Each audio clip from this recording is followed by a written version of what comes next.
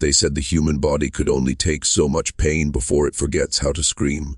But what they found inside Agatha Alfred's home suggested something far worse, that pain could learn to live.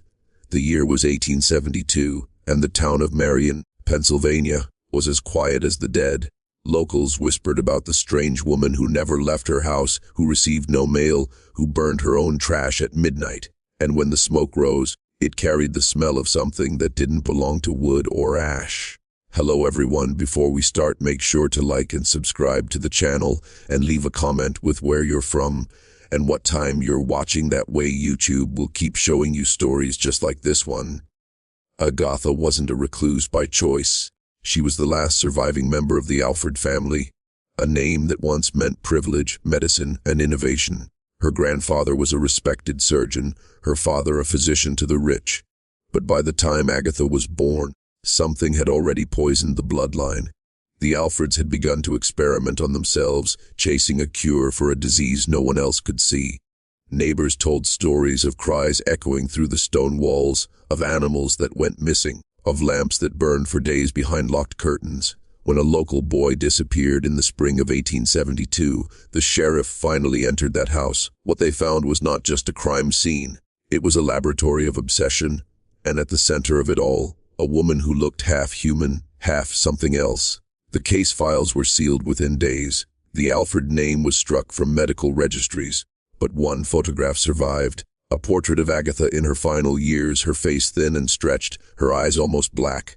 For decades, historians dismissed it as folklore, until now, because deep inside an abandoned archive in Philadelphia, a set of medical notes was discovered. Notes written in Agatha's own hand. They reveal what really happened in that house. And once you know, you'll never look at medicine the same way again. The story you're about to hear is not just about madness. It's about the price of genius, the danger of inheritance, and the one woman who crossed a line no human being ever should. They called her the experiment, though not a single soul dared speak it aloud while she lived. Agatha Alfred's childhood was shrouded in silence, her early years recorded only in the brittle pages of her father's journals. He wrote of promising intellect and delicate constitution, phrases that now feel like warnings. By age 7, Agatha could recite Latin medical texts, dissect small animals with a precision that unnerved her tutors, and already she displayed the peculiar sensitivity to pain that would later define her life. But there was something darker lurking beneath that brilliance. A fascination not with life, but with its fractures. Her family, once celebrated for their medical contributions, had succumbed to an obsession with bloodlines. They believed in purity, not of race, but of biology itself. Generations of Alfreds married within the family, seeking to preserve intellect, beauty, and what they called the inheritance of genius. The result, however, was the opposite: congenital deformities, neurological disorders, and a quiet madness that spiraled with every generation. Agatha was both the product and the prisoner of this design. By the time she reached adolescence, her body began to betray her. Strange rashes, inexplicable fevers, and a relentless fatigue left her confined to her family estate. But confinement did not tame her curiosity, it sharpened it. She began experimenting on herself, testing remedies, concocting mixtures, and recording every symptom with clinical detachment. Her journals, later recovered, reveal an almost ritualistic dedication to documenting pain. She described every tremor, every spike of fever, every hallucination in horrifying detail. To her, suffering was data, her own flesh a laboratory. Neighbors noted the change in her demeanor around the age of 16. She no longer played in the garden or spoke to the children on the street.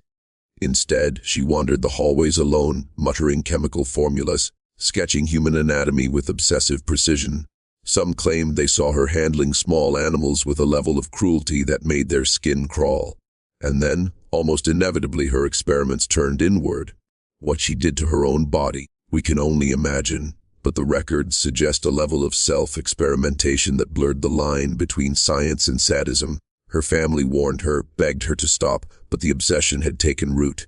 Agatha became both scientist and subject, pursuing a terrifying theory that the human body could be perfected through suffering, and that suffering could reveal hidden truths about the mind, about heredity, about destiny itself. She was no longer a child. She was a harbinger of a darkness that even the Alfreds had never imagined. By the time Agatha reached her 20s, the Alfred estate had become a fortress of secrecy. Outsiders were forbidden entry, and even trusted staff were treated with suspicion, monitored for any hint that they might speak. Behind those heavy oak doors, Agatha's experiments intensified, moving beyond the theoretical into something far more sinister. She began dissecting not only animals but, according to fragments of her notes, human tissue. Though exactly how she obtained it remains a mystery that has haunted historians for decades. Her journals from this period are chilling. She writes of testing the boundaries of inherited weakness and observing the mutations that emerge when bloodlines converge. There is no hint of remorse, only the cold logic of someone documenting the human condition as if she were cataloging specimens in a museum. Every entry carries the weight of a mind untethered from moral constraint, yet entirely focused on the pursuit of knowledge, or what she claimed was knowledge. Those closest to her family began to whisper about strange occurrences, servants disappearing for days, the sounds of sobbing and shrieks echoing from the upper floors, and the acrid smell of chemicals and burned flesh drifting through the estate's halls. Local children dared each other to approach the estate, only to return pale and silent, claiming that Agatha's eyes seemed to follow them through the windows, black and endless. And then came the reports of her physical transformation. Her appearance, once described as delicate, became almost grotesque. Her limbs grew unnaturally long, her skin pale and stretched, her eyes darkened in a way that people said looked almost inhuman. Doctors of the time, called in by concerned neighbors, were baffled. They reported that she seemed impervious to pain, or perhaps numb to it entirely, and that her physiology suggested prolonged self-experimentation beyond anything seen in medical history. It is here in these years that the line between science and horror blurs completely. Agatha Alfred was no longer merely a recluse or a brilliant woman lost to obsession. She had become a living experiment, the final and most disturbing result of a family legacy steeped in secrecy, inbreeding, and the relentless pursuit of forbidden knowledge. Every choice she made, every formula she tested, brought her closer to a truth too horrifying to share in polite society. Yet it is precisely this truth that we are uncovering now, decades later, from the shadowed pages of a story no one wanted remembered. By the mid-1870s, the Alfred estate had taken on the air of a tomb, not a home. Locals spoke in hushed tones of strange lights flickering behind curtained windows late at night, of the faint hum of machinery and the occasional, almost human wail that seemed to rise from the very walls. Agatha herself had become a figure of myth. Some said she had vanished entirely, others whispered that she roamed the estate like a ghost, her eyes now fully black, her skin ghostly and tight over her bones, her mind consumed by visions of inherited affliction. Inside her journals, however, a more horrifying reality emerges. Agatha meticulously documented a project she called the Convergence, an effort to map, manipulate, and ultimately control the genetic legacy of her family. She described pairing traits, cataloging deformities, and observing the effects of self-inflicted trauma on her own body. Every page drips with clinical obsession, but also with something darker, a sense of playing God with a family history already corrupted by obsession and secrecy. She writes not as a doctor, not as a scientist, but as a predator studying her own bloodline. Some of the surviving letters between her and the last remaining Alfred cousins hint at the extremity of her methods. She boasted of having extracted the truth of heredity from flesh and bone, and of having discovered a pathway that few have dared to explore. The language is clinical, yet suffused with a manic pride that chills anyone who reads it today. It is as if she had convinced herself that human suffering was a currency, and that she alone could pay the price to uncover the ultimate secret. What is truly shocking is the suggestion that Agatha did not merely experiment in isolation. There are fragmented accounts, contradictory, incomplete, but consistent enough to raise alarm, that she may have involved others, coercing relatives or local inhabitants into her work. Whether these were victims, assistants, or unwitting participants remains unclear, but the effect is undeniable. The estate became a locus of terror, a private hell from which no one returned unchanged. Even decades later, when the Alfred estate fell into ruin, the legacy of Agatha's experiments continued to haunt Marion. Stories of strange illnesses, unexplained deformities, and sudden deaths in families connected to the Alfreds persisted, and the journals, the most damning evidence of her methods, remained hidden until a recent discovery in a forgotten archive revealed that the full scope of her work was far more calculated and systematic than anyone had ever imagined. By the time Agatha reached the height of her work, the line between scientist and monster had completely dissolved. Her journals describe experiments that went beyond observation. She injected herself with chemical compounds, subjected her body to extreme temperatures, and monitored the effects of isolation and sensory deprivation. She recorded every response with chilling precision: the flicker of her pupils, the rise and fall of her pulse, the subtle twitch of a muscle she claimed held clues to the hereditary flaws in her bloodline. What makes this period particularly haunting is the psychological transformation she underwent. The more she experimented, the more detached she became from humanity. Friends, neighbors, and even the servants who remained reported that she rarely spoke. But when she did, it was in a voice that carried both authority and menace. She seemed to measure life itself as a variable, a series of responses to controlled suffering. Her very presence became a source of dread, and rumors spread of her wandering the estate at night, conducting tests that defy comprehension. Some historians suggest that Agatha's obsession was fueled by the weight of her family legacy. The Alfreds had long prided themselves on intellect, surgical skill, and the so-called refinement of their bloodline. But with each generation, the cost of their ambition became more evident. Deformities, cognitive impairments, and violent tendencies emerged, masked only by careful concealment. Agatha, isolated and brilliant, sought not to escape this inheritance, but to harness it, to unlock its secrets in ways no one else dared. There is a passage in one of her journals that reads like a warning from beyond the grave. Pain is a language. It speaks truth that the mind cannot deny.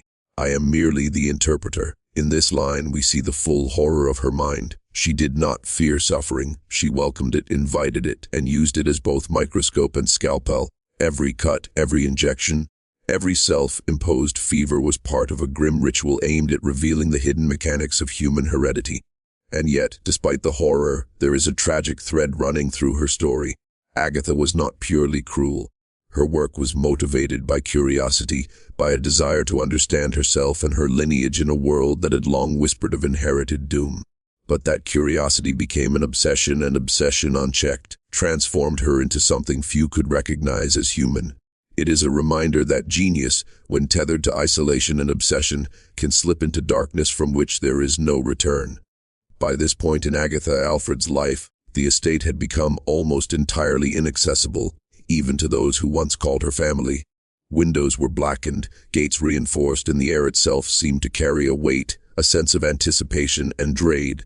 Locals spoke of strange sounds that drifted across the fields at night.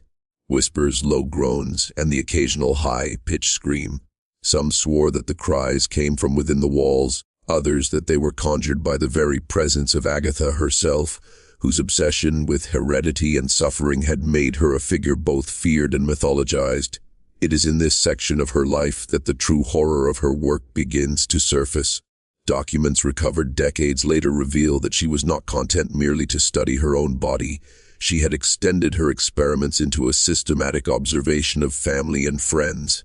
She recorded minute details: the shape of a hand, the color of an eye, the tremor in a voice when under stress. Every entry reads like a ledger, cataloging human life as though it were no more than a collection of data points. Yet there is an eerie poetry to her notes, a rhythm that suggests she believed she was uncovering some hidden truth of existence, a secret encoded in flesh and blood. And then, as often happens in stories like these, curiosity crossed into tragedy. There are fragmented accounts of Agatha manipulating conditions to observe the limits of human endurance, depriving someone of food, isolating them for days, or administering compounds that she herself had tested. How many survived, how many were lost to her obsession, will never be known. Yet the record suggests a calculated, almost clinical detachment that is more terrifying than any overt violence. She had stripped life of its unpredictability, reduced it to formula and outcome, and in doing so, had created a world of suffering only she could navigate. It is around this time, historians believe, that Agatha herself began to falter. The experiments, the isolation, and her own relentless testing began to leave marks on her mind. Her handwriting, once precise and elegant, became jagged and erratic. Notes from the final years of her life suggest a mind caught between revelation and delirium, a consciousness obsessively documenting, yet increasingly incapable of distinguishing truth from hallucination.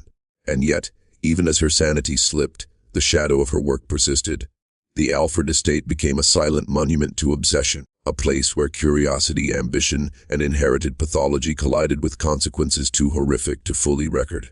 Her life, her experiments, and the secrets she kept within those walls remain a haunting testament to the dangers of unchecked genius and the hidden darkness that can dwell within even the most brilliant minds.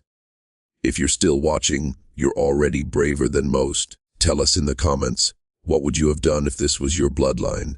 When Agatha Alfred died in 1881, the world outside her estate scarcely noticed. No obituary marked her passing, no funeral drew crowds inside. The house was left as it had been for years, doors locked, windows shuttered, and the lingering smell of chemicals and decay hanging like a veil over every room.